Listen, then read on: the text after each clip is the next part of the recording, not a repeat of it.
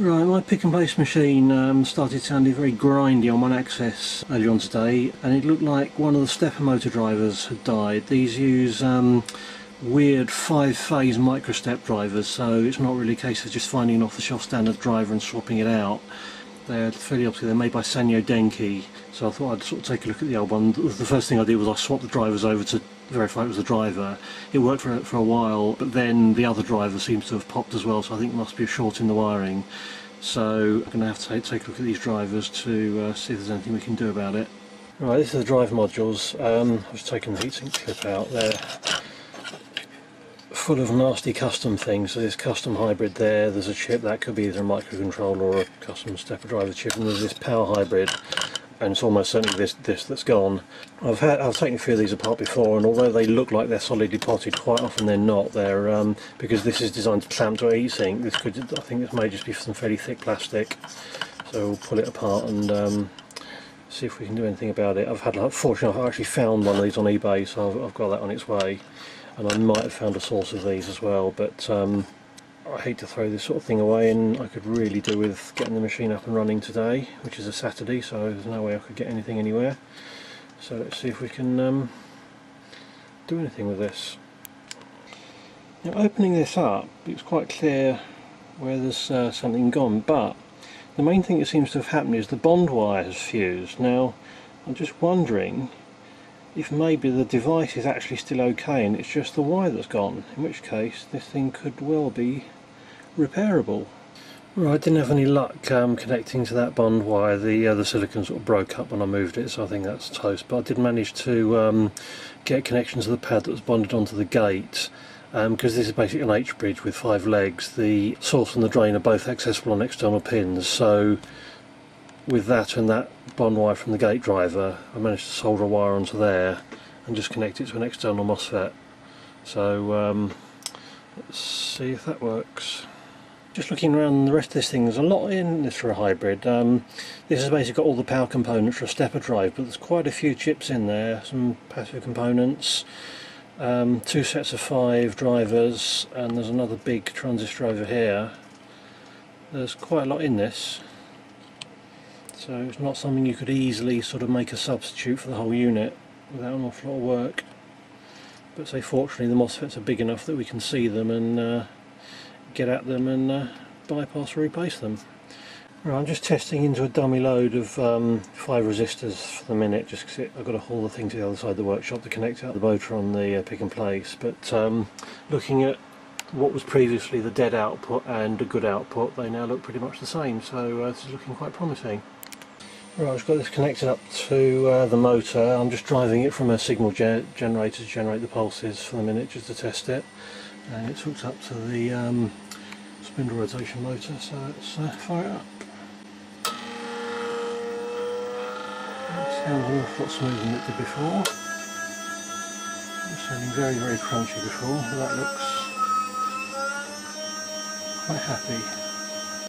I'll just put it back in its normal micro-stepping mode. So that's giving a nice smooth, even sounding rotation. I'll plug the other driver in a sec just to show the difference. Right, this is the old driver with exactly the same drive frequency, and you can hear that it just doesn't really sound very happy. As it accelerates, it just gets horrible and rapidly and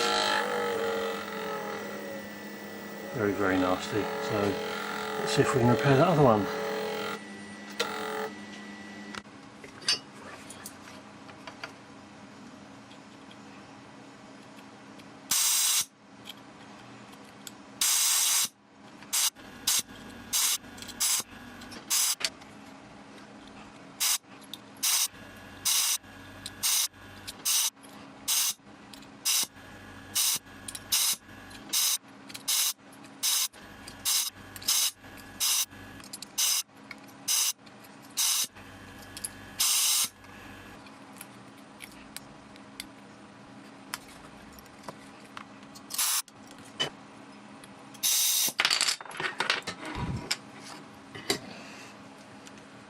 Alright, at least on this second one we now know exactly where we need to dig, so I don't have to take the whole top off, because one problem with this is, now I've taken the top off, it's going to be quite difficult to clamp this back onto the heatsink.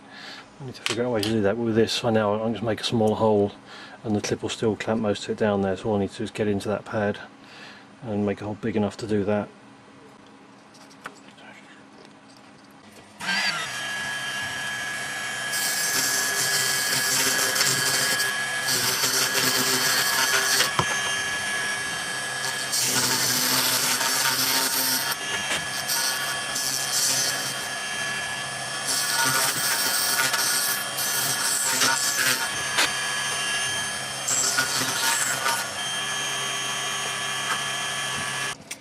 And you can see this one's fouled in pretty much the same way. The bond wire hasn't actually gone open circuit. Oh yes, it has.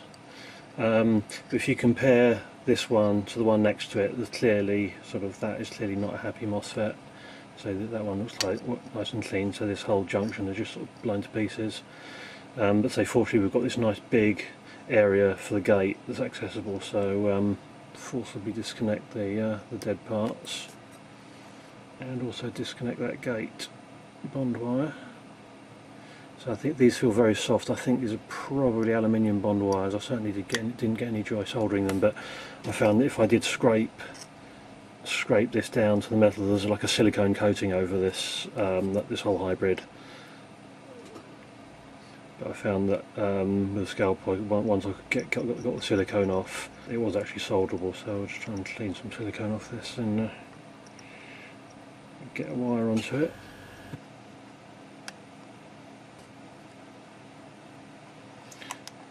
I'm just going to give this a bit of a scrape. I'm not quite sure what the plating finish of this is.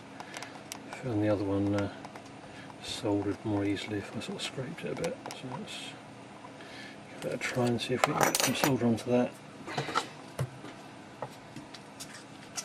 I'm just going to put a bit of solder paste on there, just really enough to wet it.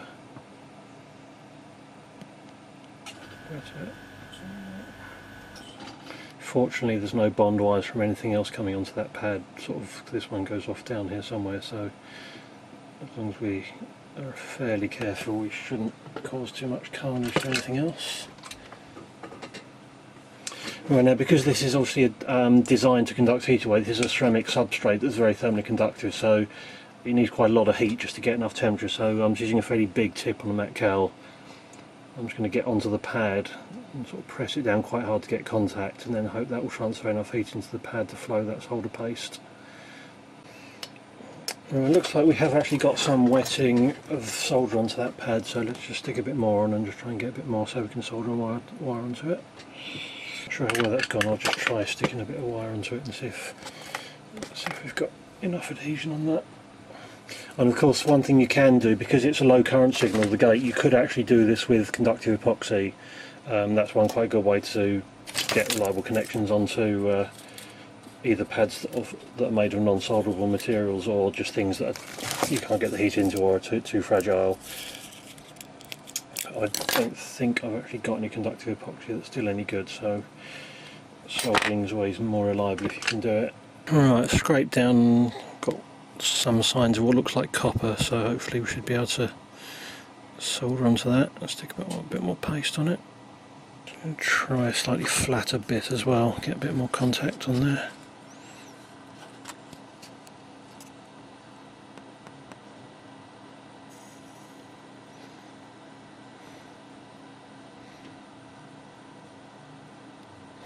I think the main problem we've got here is that we've got a very thin layer of copper on some very thermally conductive ceramic, so it's, even the Met pallet's just sucking the heat out.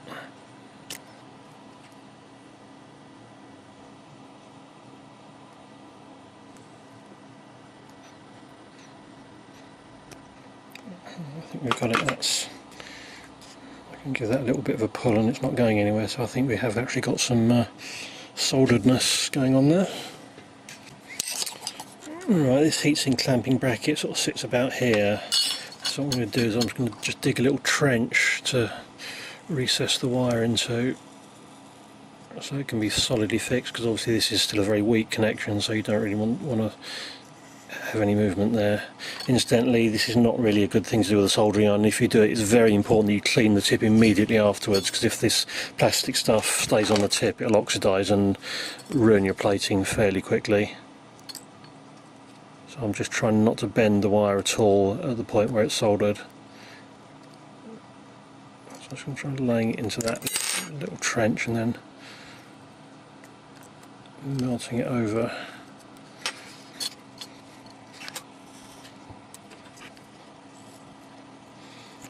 This is quite thick plastic, so I'm just digging it in quite nice and deep, then I'll just flan it off again so that when the thing's slid in there's no risk of it ripping the wire out.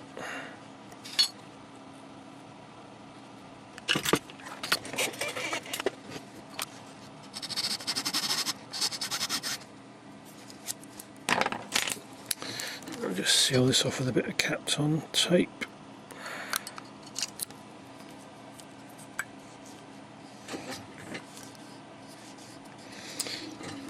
Incidentally, quite a lot of semiconductors are light sensitive, so it's fairly important that if you're doing things like this, light can't get at it. Fortunately, this is buried underneath the heatsink in a box, so this isn't going to see any light, but if this were exposed you'd actually want to maybe use some foil tape or something to make sure it's completely light-proof.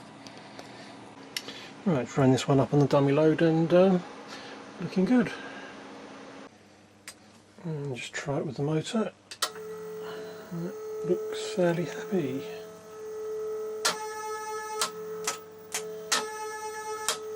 Incidentally, this isn't the axis that originally blew the motor. It was the vertical axis. So I'm going to need to go and trace all the wiring through and find out where that was shorting. But I suppose at least if it happens again, the MOSFET's going to be a bit easier to replace.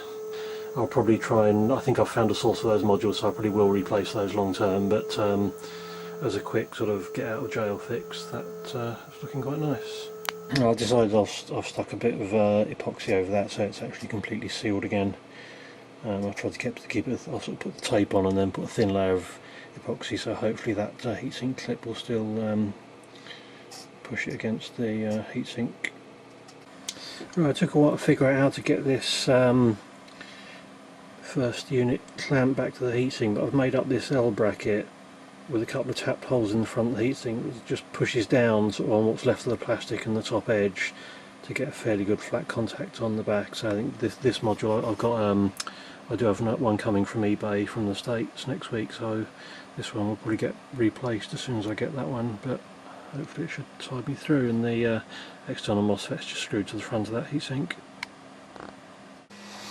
Well, I've been right through the wiring and I can't find anything at all that would have caused that short. I'm pretty sure it would have been a short to ground because of the top side device blew on both boards on the same coil. So I just stuck a couple of fast blow fuses on the individual boards, so if it does happen again hopefully it will be a little bit less catastrophic. And we're back in production.